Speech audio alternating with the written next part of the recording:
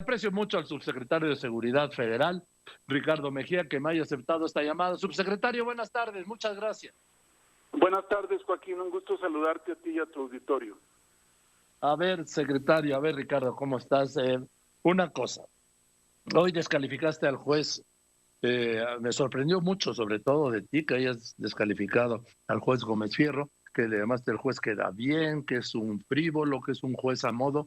Está entre las facultades de un funcionario del Poder Ejecutivo, como eres tú, desacreditar así a un integrante del Poder Judicial, como es el juez Gómez Fierro? Bueno, lo que está dentro de mis facultades es contribuir a la seguridad pública del país y evidentemente esta ley que aprobó el Congreso de la Unión es una ley que incide favorablemente en la seguridad, porque hablamos, Joaquín, a partir de la experiencia cotidiana que vemos en diferentes casos de secuestro, extorsión y sobre todo en los diferentes delitos que realiza la delincuencia. Hoy, en cualquier aseguramiento, al lado del arma o de la droga o de la mercancía ilícita, está un celular o celulares de prepago con lo que se comunican porque les permite seguir en el anonimato. Entonces, cuando un juzgador, sin mayor análisis, y me refería a la frivolidad de la respuesta, de cómo resuelve un incidente de suspensión, donde incluso él dice que en una vista preliminar, o sea, es decir, ni siquiera fue exhaustivo, para él le parece esto y eso, pues evidentemente que genera una lesividad al interés social su resolución, porque lo que estamos buscando es mejorar la seguridad y en ese sentido, por eso nos referimos, como lo hicimos hoy en la mañana, con relación a este juez Gómez Fierro. Bueno, estamos hablando no de un amparo, como se llegó a decir equivocadamente, es una suspensión provisional.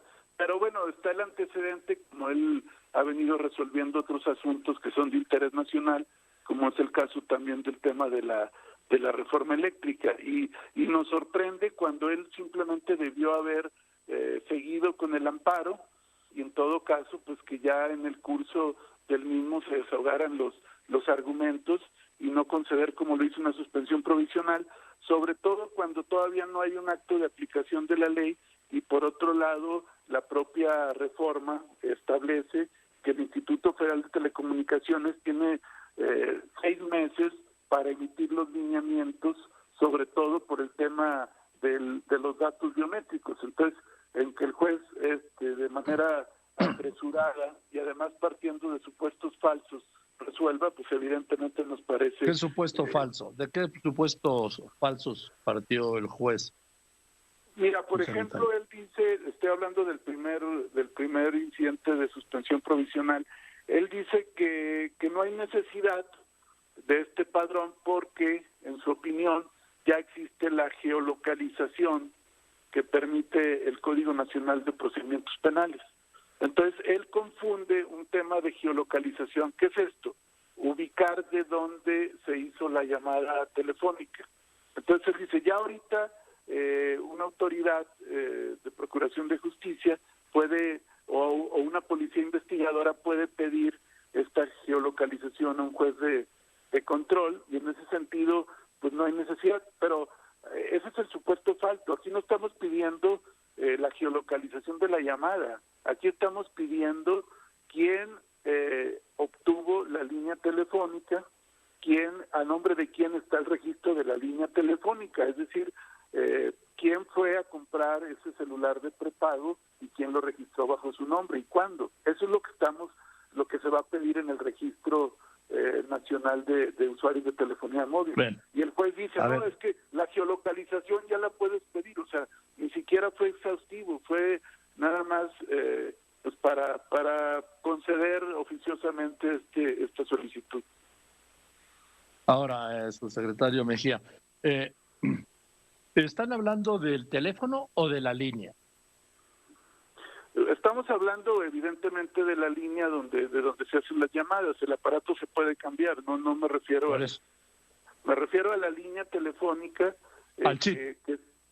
Sí, al chip, al SIM card, que permite que tú puedas hacer la llamada telefónica, que ese es el punto importante aquí.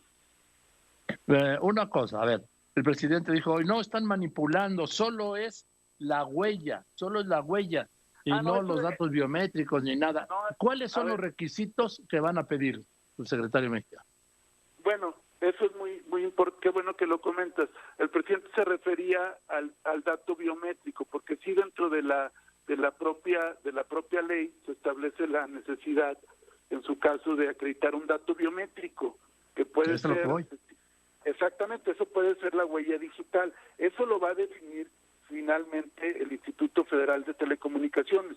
En nuestra opinión, Joaquín, y por eso el presidente lo dijo, y yo lo reitero, con la pura huella digital sería suficiente para satisfacer esta necesidad, y eso lo va a determinar el Instituto Federal de Telecomunicaciones. Lo que se pide, Bien. pues, es el nombre del usuario, alguna identificación, evidentemente oficial. Se pide la CURP, que ya viene en el propio instrumento. Se pide un comprobante de domicilio. Y se pide también, en su caso, bueno, no en su caso, se pide un dato biométrico que es el que tendrá que definir el Instituto Sí, Federal de es a lo que Telecomunicaciones. voy. Es a lo que voy, porque dice el presidente dice el presidente que han manipulado y todo esto, pero Sí, porque, a entre ver, los requisitos, los requisitos porque que han tengo dicho, yo, subsecretario, está ajá, identificación oficial, comprobante de domicilio, datos biométricos, huella digital y dactilar, reconocimiento facial de retina e esa no, iris, Joaquín, eso geometría no. de la mano, firma Eso lo va a autógrafa, definir, escritura, insisto, voz y ajá. ADN. Esta es la propuesta. No, eso último, lo del reconocimiento, lo de la voz, eso en su caso lo podría definir el Instituto Federal de Telecomunicaciones, porque la ley le da la facultad al propio instituto para definir cuáles son esos requisitos. Lo que la ley te pide es precisamente que tú establezcas, y lo vuelvo a repetir, te pide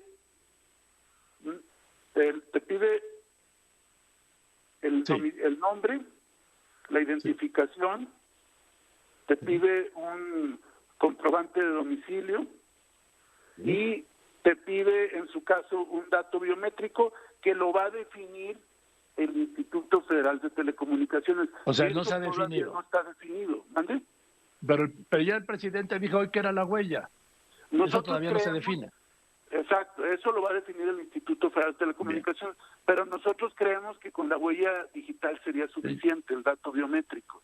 Ahora bien, Ahora, sin estar definido todavía, y es a donde voy, Joaquín, y por eso el presidente habló de una manipulación, sin estar definido todavía, ya hay quien está diciendo es que va a ser el iris, y va a ser la voz, y va a ser la huella, incluso hasta el ADN han dicho. No es cierto, sí. eso lo va a definir todavía el Instituto Federal de Telecomunicaciones, que es un órgano autónomo, y en todo caso, este organismo lo dirá. En nuestra opinión, en la opinión del gobierno federal, la huella digital sería suficiente. Entonces, sería evidentemente el nombre, la identificación oficial, el comprobante Y nada más de la huella. domicilio y una huella digital, y ya con eso puedes llenarlo. Ahora, Que te quiero una decir cosa, una cosa. subsecretario, cosa, subsecretario, que me parece importante y que no ha quedado claro. ¿Eso es para todos los que tienen un teléfono celular o es exclusivamente para el prepago? Porque mi teléfono celular tiene todos mis datos. Exactamente, qué bueno que lo comentas, Joaquín.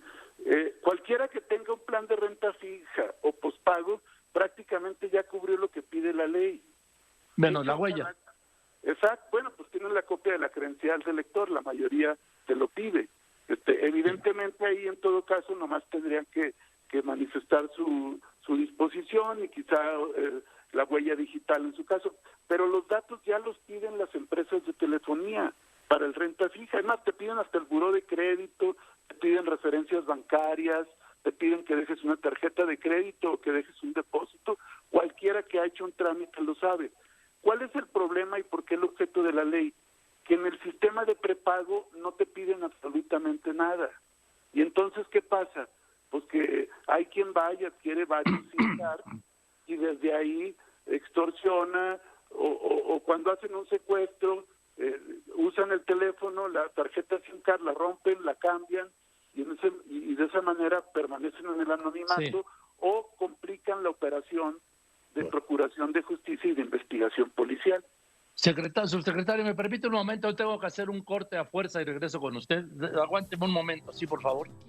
¿Quién garantiza que en el futuro, a corto, mediano y largo plazo, quién garantiza estos datos personales no caigan, como han caído otros padrones, el electoral y algo otro de telefonía, en manos del mercado y de la delincuencia? Que esa es la grave preocupación. No tanto dar mis datos, los míos los tienen ya, ¿sí?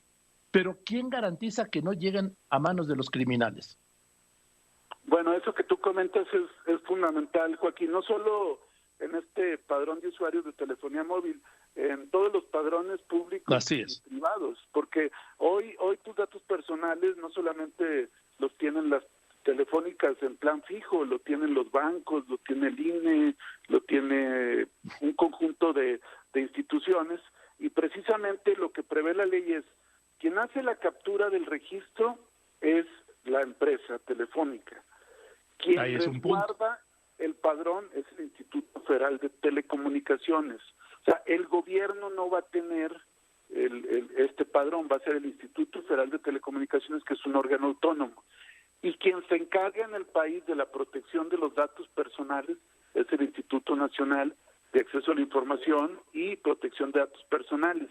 De hecho, hay una ley federal de protección de datos personales en posesión de particulares, y ahí evidentemente pues el INAI como órgano autónomo va a tener que hacer su trabajo, y ahí evidentemente se va a tener que estar muy pendiente, como en cualquier materia, pues que no haya una situación. La propia ley establece responsabilidad tanto para las autoridades como para las empresas que hagan mal uso de estos datos, y aquí algo muy importante, también el usuario va a poder en un momento dado hacer las consultas para ubicar que en su nombre o en su línea no se cometa ningún atropello, y si llegara a extraviar este teléfono lo va a poder, este teléfono que por un momento tiene un SIM card con su número, lo va a poder reportar para que se dé de baja, y eso a todos nos va a ayudar.